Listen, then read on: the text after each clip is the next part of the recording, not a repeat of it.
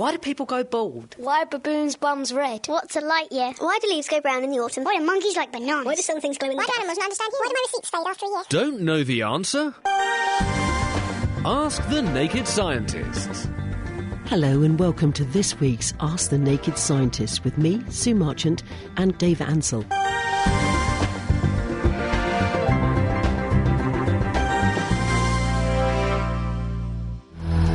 It is now time for you to get the answers to your questions. It's time to welcome onto the show the naked scientist himself, Dr. Dave. Good evening, Dr. Dave. Good evening, Sue. What's all new in the world of science? Well, quite a nice thing I saw this week was that, you remember Richard Noble, who broke the world land speed record a few years back, probably in the end of the 80s. Oh, yeah. And then they built a supersonic version of thrust SSC, which broke the sound barrier on the ground. Yep. Now he's going for something even more ridiculous. He's going to try and get a car to do over 1,000 miles an hour. That's dangerous. On the car. It is really quite scary, in fact. The way he's wanting to do this, in fact, it was thought of by a guy called Lord Drayson, who's in the government. And he's really worried there's a lack of scientists and engineers coming up through school. So he wants some interesting projects to get people excited about science and engineering. So he's talked Richard Noble into trying to build this car. Someone's lending them a Eurofighter engine, so basically a jet fighter engine. Lending them. Yeah. Well, it's one which they can't use in a proper fighter jet because it's run for too long. It's fairly worn out, so it hasn't got enough hours left to run. Okay. So they're sort of lending them that, and they're putting a rocket on top of that as well. Right. So they've got a car which weighs about 6.5 tons, and they've got about 10 tons of thrust on the back. So if it wanted to, it could fly straight upwards. So yeah, they're basically trying to put a huge amount of power on this car, and then trying to make it do 1,000 miles an hour on the ground. This causes all sorts of problems. Things like the wheels will be going around so fast that if you put a normal wheel on it, essentially the centrifugal force would blow the wheel apart. It wouldn't be able to do it. So they have to use special titanium wheels. They found a problem with the supersonic thrust car, which they built a few years back. Because it's going so fast than the speed of sound, you get basically what that means is the air doesn't have time to get around it. So it all piles up in front of you and builds up what's called a shockwave. And what they discovered was this shockwave in front of the car tended to bounce into the ground, and they get what they call spray drag, because this shockwave would hit the ground and throw up sand. And so you get all this sand being thrown up, which takes lots and lots of energy and does very bad things to your car. So they're doing all sorts of really high-tech aerodynamics to try and minimise this and basically keep the thing on the floor. It's not enough thrust to be able to make it fly straight upwards like a Harrier jump jet. So the difficult thing is keeping it on the ground. So there's all sorts of really high-tech aerodynamic bits at the front which can adjust it and try and keep it exactly on the ground without flying upwards, because if it flies upwards then he's in trouble. Mad world of science. Now, Dr. Dave, Mark in Colchester is asking, how accurate is his sat-nav, as there is around a 2 to 3 mile per hour difference between the speed it calculates and the speed my car says it's going? Which should he believe? Well, the way your car is measuring the speed is going to be quite different to the way the sat-nav works. The car will measure the speed. In fact, the old-fashioned cars work by just having a thing attached to the wheel, or an axle somewhere attached to the wheels, which would spin round, and that's spun a little aluminium disc in behind the speedo. And then you have a little magnet near the aluminium disc. If you've got a moving piece of aluminium near a magnet, it tends to drag the magnet with it, because you induce electric current in the aluminium, which creates a little magnet which pulls the magnet around with it. And so that moves the needle across. It's called eddy currents, which are producing these magnets. More modern ones, you have a little sensor which detects how often the wheels are going round. And then from that, if you know how big the wheels are, you can work out how fast you're going. All of these things can have slight errors in them. The way your sat-nav is working out how fast you're going is by looking at where you were, say, 10 seconds ago and where you are now, and measuring the difference in distance, and then dividing it by the time it took you to get there, and then that will obviously give you your speed.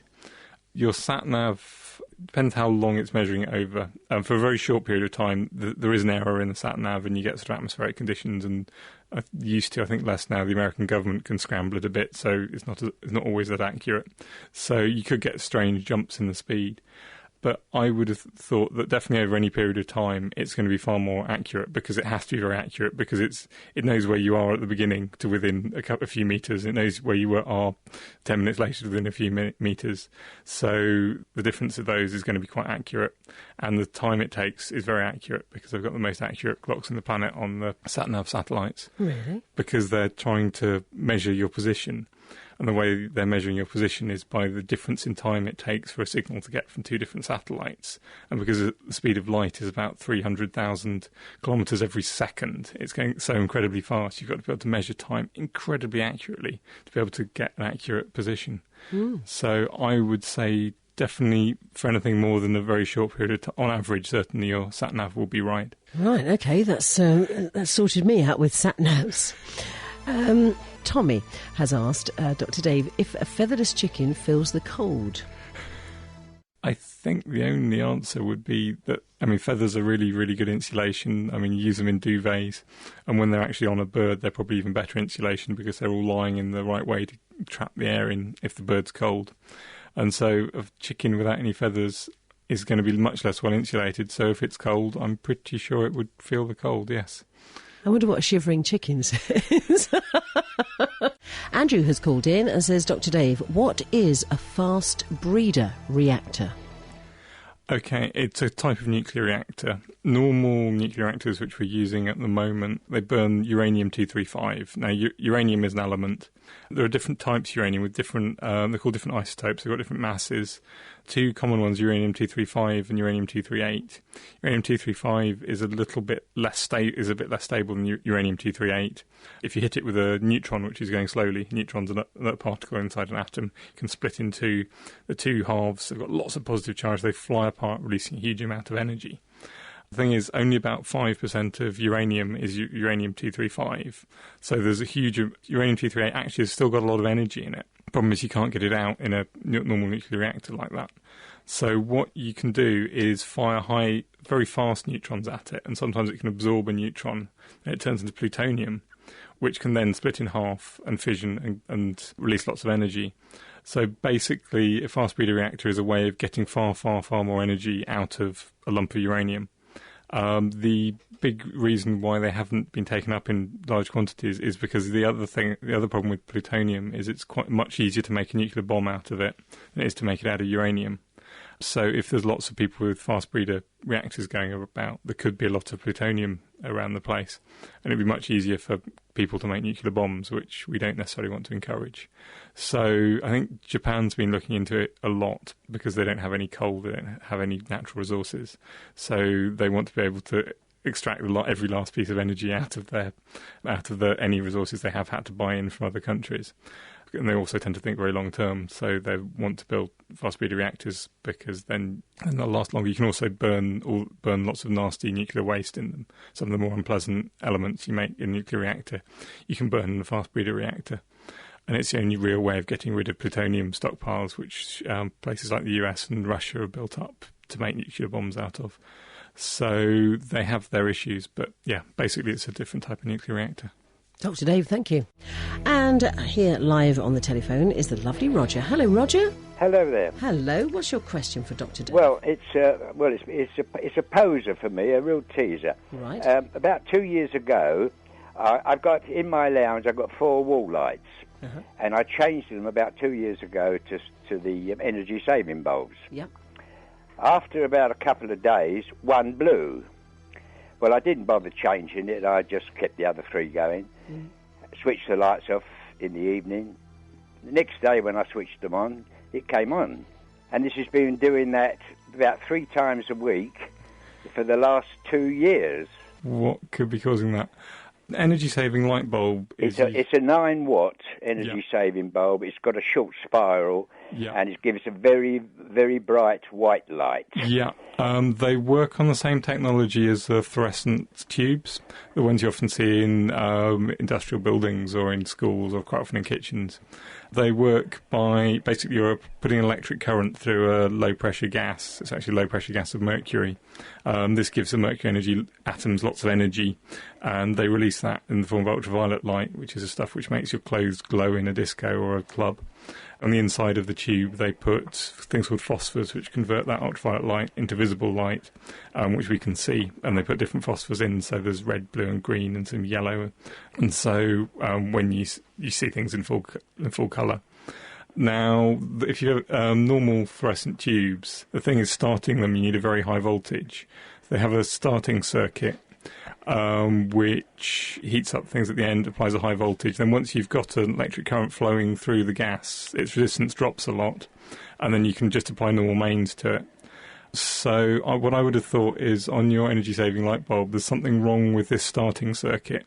So it sort of just about works sometimes. So it will just about turn on, but it doesn't. It doesn't blow while it's on. Yeah. It's when I switch it on next time, it suddenly goes pop.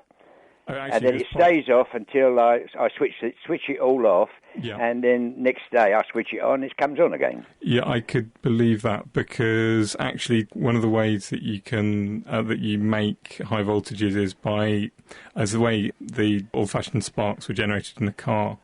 You apply a large current through a coil, and then you suddenly stop that current flowing through that coil. The electricity wants to carry on going, so it will sort of pile in, and that produces a high voltage, which then can produce a spark. Yeah. So probably if you turn on or turn off something, you could probably produce higher voltages in the starter, which isn't really good enough to work. But with that kind of transition, there's probably some coils in there. You can generate enough voltage to start it. Well, it seems a logical with continuous mains, it probably doesn't. There isn't enough there to give it that kick to start it. Yeah, it's only this one. The other three don't do it. Yeah, I think you've basically just got a dodgy bulb. Roger, thank you very, very much indeed. Thanks a lot. If you're enjoying Ask the Naked Scientist, then you might like to check out The Naked Scientist, our regular roundup of the world's best science. Each week we take a look at the latest science news, talk to top researchers working at the coalface of discovery, and also get our hands dirty with a science experiment that you can join in with too. So make it a date and prepare to strip down science on the web at nakedscientist.com/podcast. Dr. Dave, Tony says, bit of a strange question tonight. He would like to get an idea of the perception of size of the galaxy if the Earth were the size of a tennis ball. How far away would the nearest star be on that scale? And on the same scale, what would be the size of the galaxy? Okay, so I've been doing some very rapid maths here. I've basically said that a tennis ball is about 6.5 centimetres across diameter, because the Earth's radius is about 6,400 kilometres. So that would mean that you'd have to divide everything in order to convert from the real world into a world the size where the Earth is the size of a tennis ball. You have to divide everything by about 200 million. Make everything about 200 million times smaller. Mm-hmm. So that means that the nearest star, which is about 4 light years away, is going to be about 200,000 kilometres away, which is about half the way to the moon. So if the Earth's the size of a tennis ball, the nearest star, other than the sun, of course, is going to be about half the way to the moon away. Now, the galaxy is about 100,000 light years away across. So that's getting quite big. So if you then try and convert that into kilometres and then convert it into, and then divide it by 100 million, so the Earth's the size of a tennis ball, you end up with about 5 billion kilometres. So if the Earth's the size of a tennis ball, the galaxy's still 5 billion kilometres across, which is a bit larger than somewhere around the orbit of Neptune or Pluto. So it's a bit like a mouse to a Labrador then? And then some. And then some. Phew. All right. Okay. So, yeah, the galaxy is a very, very big place. Keith says, I was wondering, what is the oldest recorded vegetable? He thinks it could be the onion. Yeah, I've been having a little look into that. There are various very old vegetables. The onion, I think, has been found. Definitely, the problem is it's hard to tell when people started growing them, because vegetables have been around for millions of years, because they're just, things like fruits are designed for animals to eat. Then animals swallow the seeds, and then the animals distribute the seeds in the way that animals do in their dung. And then the seeds have got something nice and nourishing for them to start growing on, with lots and lots of nice fertiliser already there. Other vegetables are just parts of plants. I mean, a lot of vegetables, things like spinach, are just leaves of plants. Plants with leaves have been around for millions and millions of years. And things like potatoes or onions are just ways of plants storing energy for the winter. Mm. So they'll store lots of energy in a potato is a root. It's a tuber. It's a tuber, yeah. So it stores lots of energy in there, so the next year they can grow up much quicker and get a head start on all of the plants which are just growing from straight seeds. quite hard to know when people actually started growing them. I think there's been some evidence of onions being grown sort of 5000 BC in around the Middle East, and apparently cucumbers all the way back to 8000 BC in India. So a long way back, basically as soon as people started to work out that farming was a good idea. So once they'd made the connection that if you plant seeds, then new plants will grow, which you might want to encourage, I would have thought that vegetables of some type started being used. Now, Kerwin says, hello, Dr. Dave. Hello, Sue. If you're exposed to a cold virus and didn't know it, and then had a flu jab, what would happen? I think he's saying that because he just feels absolutely awful. Oh, dear Kerwin. What do you reckon, Dr. Dave? Chris would be the expert on this, so take anything I say with a pinch of salt, as it's not really my field. A flu jab is attempting to give you immunity to a certain flu virus. So they kind of, I think they grow it in eggs, and then they extract bits of virus from the egg, kill it, and then then kill the virus, then inject it in you. Right, okay. So it's actually quite an expensive, it's a difficult thing to do, which is why some years they don't produce a vaccine for the right virus, because they only really have enough money to be able to make a vaccine against one virus, and they don't necessarily know which virus is going to be the problem this year, because they see it developing somewhere in Asia. And then they might see 2 or 3 different strains. They don't know which one's going to be the problem here. So I don't think that you're not going to be making antibodies for the cold virus. So it's not actually going to be causing a problem. Again, I'm not entirely sure, but I think when they add a vaccine, they quite often add something to try and make your immune system sort of jump up and pay attention. Yeah.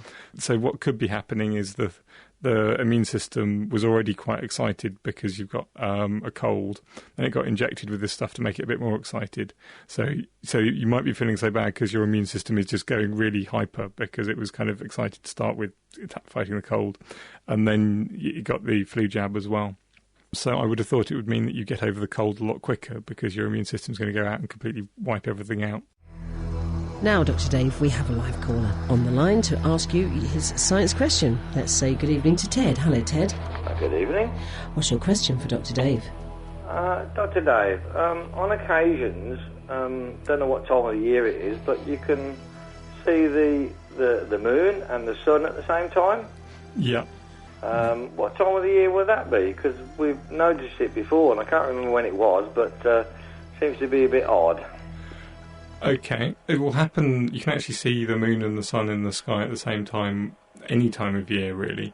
It's not just, although you will, basically what you need for this to happen is it tends to happen either at early morning or late in the night, just around sunrise and sunset, because although the moon can be in the sky nearer midday, the sky tends to be so bright you can't see it, and will be less visible anyway. Okay, basically the moon orbits the Earth. It goes around the Earth once every 28 days. If the moon is on the sun side of the Earth, then you should be able to see it during the daytime. And basically the only time you're going to see it, if the moon is very close to the sun, then the lit up part of the moon is going to be pointing towards the sun, so not towards us. So that's what's called a new moon. And so you're not going to be able to see, so you're not going to be able to see it, because you can only see the dark part of the moon, and the sun's so bright that the sky around it's going to be very bright, so it's going to be pretty much invisible anyway. Times when you tend to see it is around half moon. So if the sun and the Earth and the moon are sort of at a 90-degree triangle, with the 90 degrees at the Earth, if the sun is just rising, then the moon's going to be pretty much above you. And so sunrise and sunset, the sky's not that bright yet, and the moon could be nice and high, so there's no reason why you shouldn't see it. Basically, the moon, if the moon is... It's complicated for me, because I've always been taught like the sun in the morning and the moon at night, you know? Oh, yeah, the moon... And to see both of them is... Yeah, it's not what you'd expect. Yeah, the moon can be up in the daytime.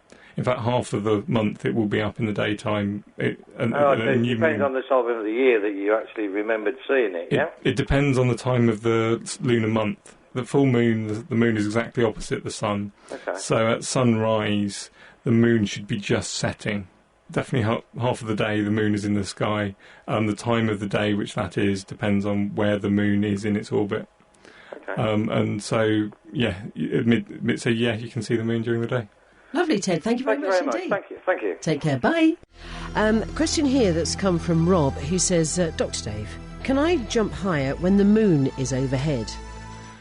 The simple answer is yes, but very, very, very slightly, because the moon has gravity.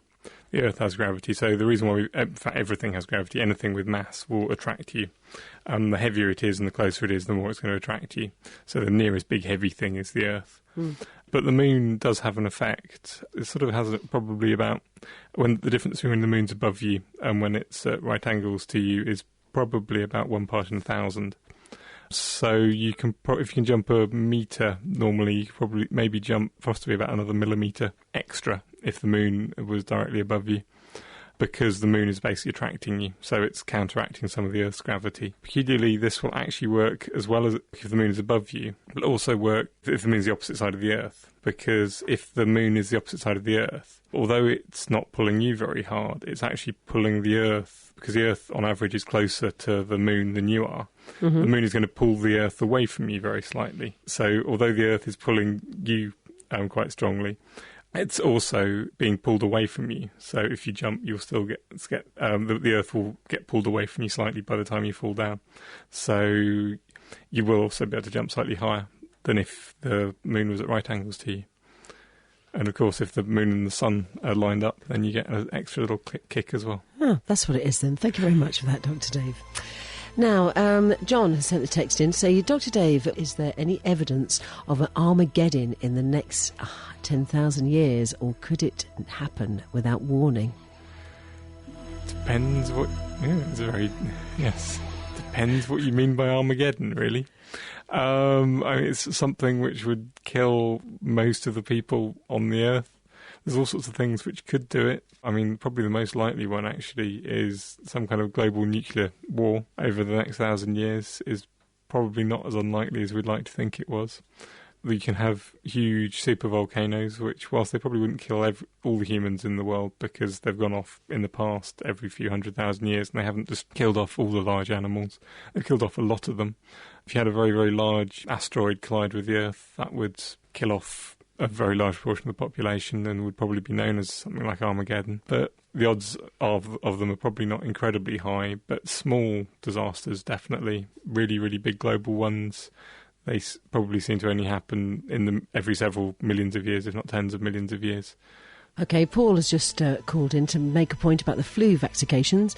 He says he's not a pathologist, but he does tend to have a limited knowledge about it. When the flu vaccination is administered, it is not infecting the recipient.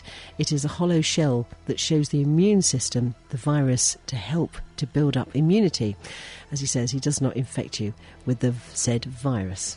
So now we know. Yeah, I think they sort of make it uninfectious before they put it in. So, OK, here's one, a bit of kitchen science, I think. Phil in Newmarket says, why does garlic flash in the microwave like a miniature lightning storm? Ooh, I've tried that. That was very like the experiment we did last weekend in Kitchen Science.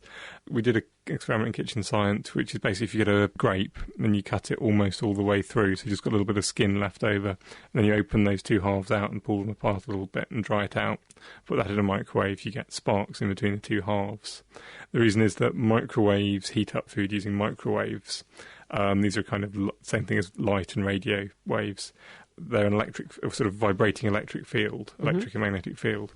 And so an electric field, when it hits something which will conduct electricity, will cause electrons to flow, so you basically get an electric current flying backwards and forwards.